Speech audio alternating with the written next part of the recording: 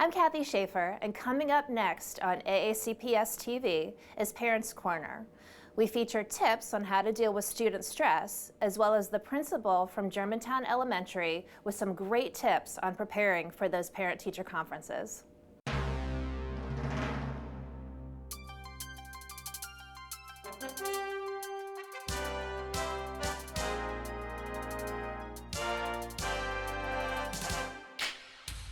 I'm Kathy Shaffer, and this is Parents Corner on AACPS TV. Each month we talk about a topic of interest to school parents, like you and me. This month we're focusing on student stress. Today's students face high expectations, increased testing, and growing workloads. We spoke with Nickolas Silvestri, the resource school psychologist with AACPS, to find out more. I think every parent is familiar with student stress on some level, whether that be stomach aches or test anxiety, or basically your student just saying, I don't want to go to school today. Is some level of stress just natural in today's school environment?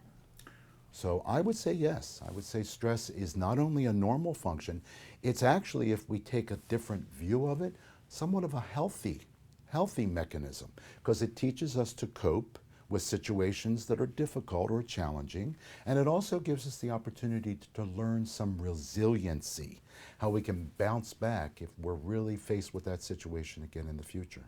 Since I'm telling you it's a relatively normal and expected reaction, there are points where it becomes such that it is no longer useful. And it's the parent's job to walk that fine line to determine when their child has reached a point where it's actually impairing them. Are there particular signs that we need to look for when it is not just a normal learning of coping mechanisms, but it is something that they need to start intervening on? Where it becomes a concern is when a parent observes the child perhaps with physical ailments. I don't know that we want to use such a strong term as psychosomatic ailments, but what we mean by that is a stomach ache that's not really caused by a virus, or perhaps nail biting, or perhaps a child who really slept through the night quite well is now waking up just because he's waking up, or worse yet, waking up with nightmares. So it's the change in a child's behavior that parents should really tune into. What is different about my child now than, let's say, 6 months ago or last year? It would be that point where the parents should start to become concerned. When we have a child who's very stressed about academic work, part of it is because they are trying to do well because they want to do well, but they also want to please us. And I think we need to allow them to see we're happy with who they are just because of who they are. It's a tough message to give, especially in this very highly competitive world that we live in. Is there sort of a length of time that you look for symptoms when it's become more than just an everyday sort of dealing with the day-to-day stress and becoming more of an issue? Is there a time frame to look for? When a parent first sees their kid becoming irritable and that is somewhat out of character, it's not going to register. They're going to just say the kid has a bad day. So it probably is, if you start to see it over a month's time, then you start to remind yourself, well, he did that last Thursday also, and I didn't used to see that from him. So I wouldn't react the very first time you see it, because quite honestly, we just have bad days sometimes. But it would be over a period of time where it now has come to the parents' awareness that the student child really is behaving differently, and I'm noticing it more often now. I would say a rule of thumb is maybe a month's time, maybe 30 days. Are there any specific grades? Quite honestly, especially in elementary school, we might see a kid referred to the nurse's office because of a stomach ache or a headache, or I'm just not feeling well, when indeed in a younger child we might be seeing symptoms of avoidance. I need to get out of this situation. And once again, to my earlier point, I'm not sure kids can do that one-to-one. They don't necessarily know that's why their stomach is upset. And I think we need to acknowledge they might indeed feel upset in their stomach. We might say, oh, it's just in your head. And in a way, that might be true in terms of the way it started. But they are really feeling upset in their stomach. Adolescents do have a different way of demonstrating some of their frustration. And you can't say across the board that adolescents are all going to respond with anger or all going to respond with irritability, but it's more possible that you will see that with adolescents. So how do we talk to our students about their levels of stress? Are there any particular approaches or conversation starters that we should be taking with them? It's not going to benefit us to ask the direct question, what's bothering you? Or how was your day? Because quite honestly, I'm not sure kids really know the answer to that. So when they're telling us nothing or I don't know, they are being very honest. It is not very clear to them what is causing them stress, what we're now calling stress. So I think what we might encourage parents to do is to ask probing questions in a nonchalant kind of way. You know, I've been noticing you seem a little bit more angry lately. Have you noticed that as well? Or how are you feeling? That's kind of an open-ended way to get the kid to tune into not the behavior per se. You know, you grab the remote and you change the channel and your sister was watching that program, but to deal with what were you feeling at the time you just decided to get up and change the channel. So to promote from the child maybe a little more discussion, asking open-ended questions which don't really require or permit a one-word answer, because it's frustrating for everyone. We as parents need to allow them to maybe not be perfect. Like, you know, I'm real happy with your performance. I hope you would be happy too. If you had a B, it wouldn't be the end of the world. It's okay. So we give permission. Our kids aren't going to believe us, by the way. They're going to work very hard for that A anyway. But just to hear permission from us as parents that it's okay not to be perfect, there's a certain liberty in that for kids. They kind of feel okay that I don't want to be, but at least mom won't be upset if I get a B. And as we talked about things that parents can say to help with their student stress, is there anything that parents should not say to them that could actually make the problem worse or make the child feel worse about it? I think if parents minimize the children's reactions, like, oh, come on, it's not that bad. You can get through it. That probably does not help matters, because if you look at it, even on the surface, the parent is discounting the kid's feelings and in reality, their reaction to the situation.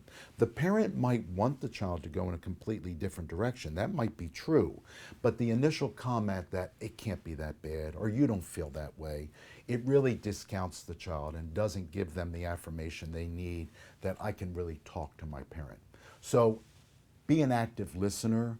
Don't necessarily introduce negative comments that might make the kid think, you don't really care what I have to say. You've already had your mind made up. We might want to say, let's take a little bit of your concerns and maybe study that section a little harder, because I know you had some trouble with that before. So it affirms for the child, you have some anxieties about this test. Let's pinpoint. It's not the whole chapter that you're worried about. You're just worried about this particular sequence of events or these particular dates. Let's see if we can't take a look at that specifically, and I'll help you. Maybe we can come up with some ways to trigger your memory so that if you're asked that question on the test, you're ready for it. It channels the anxiety, as I mentioned before, in a motivating manner to maybe use that anxiety to the kid's benefit.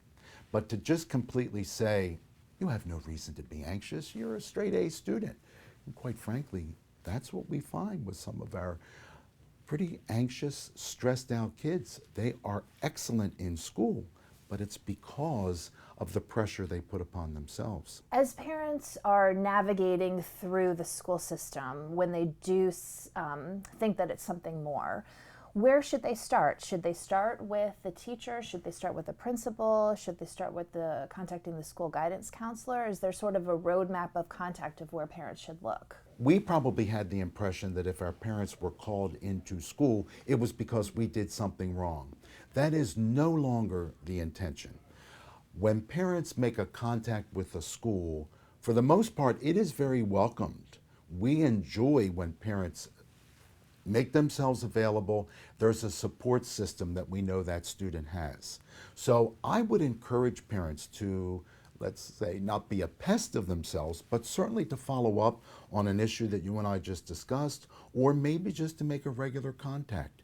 You know, I'm not asking you to give my kids special treatment, but I just wanted an update, everything going okay. Now, we've built in some natural ways where we can do that. There's the November conferences, and there's the report cards with parent comments and so on. But every now and then, it would be very helpful for parents to reach out. I think the teachers would enjoy hearing from a parent if there's a concern, or maybe just, I really think my kid's doing okay in your class. Do you have the same reaction? Are there any simple at-home techniques that parents can do to help their student relax? Breaks are fine, even at home. When we're working on homework, for example, it's okay to say, let's take a 10-minute walk. Let's take a break from that, but we'll come back to it. In addition to taking breaks, Silvestri highlighted other ways that parents can help at home. Overall, he felt comfortable that parents could adopt a 3-step approach, including validation, acknowledgement, removal of the parent's personal emotions, and asking their students open-ended questions. He reminds us that additional resources are available via the AACPS website. Thank you to Mr. Silvestri for your time. Great things are happening at our schools every day, and we'll help mark your calendars. Please email special events, fundraisers, fun fairs, basically anything your school is hosting that's open to the public, to parentscornertv@gmail.com. We are now accepting items for March and April. In Principals to Parents, we talked to Karen Soneira, principal of Germantown Elementary. Parent-teacher conferences are quickly approaching, and she has advice on how to prepare. What are some ways that parents should prepare for those meetings? One idea that I have that I think works really well is for parents to bring kind of a goal sheet with them to conferencing. Maybe you can jot down on the left side of the sheet 3 areas that your child does really well, or 3 areas that the teacher feels your child excels in. And then on the other side of the T-chart or the other side of the page, maybe you could write down 3 areas of growth. Sometimes as parents, you know, we get home and maybe we have more than one child, and we get back and we see our children, and then we want to provide useful feedback to them. And that's one way of grows and glows, if you would. Maybe a grow side. These are things that you need to grow in during the next marking period, and these are glows. These are things that your teacher really said you do a great job with. And I think it's a very valid question to ask the child's teacher, tell me a little bit about my child. Tell me what you see. What kind of a learner is my child? Tell me some character traits that describe my child. Ask the child's teacher those kinds of questions to really get a good feel for how the teacher sees your child. It's really about the whole child. You're very interested in your whole child, and how are they getting along with their friends, and how are they participating? Are they organized? Take a little peek inside their desk. You can find out a lot of information about your child's progress just by looking at their desk and seeing what kind of a learner they are. How organized are they? Do they have the materials that they need? As a parent, you may need to send fresh pencils every now and then, or erasers, or new notebooks. And if you take a little peek in the desk, you'll know that right away. Any specific things that parents should bring to the conference as they talk to their teacher? So I do think it's important for parents to save samples of work that comes home, especially samples that you might have some questions about. Then you can bring those papers with you back to conferencing and ask specific questions about how to help your child or how to find resources. If there's an area that maybe your child didn't understand one of the problems, you can easily show that to the teacher and ask for additional support with that. Student Works, I think that's a great thing to bring with you. I hope all parents are aware of Parent Connect. They can log on, look at their child's grades throughout the whole school year. They can get notes and notifications from the teacher through Parent Connect.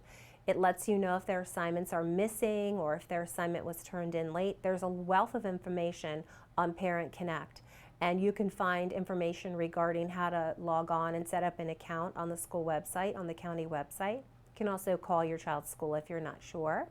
I'm Kathy Shaffer, and this was Parents Corner. Thanks for watching.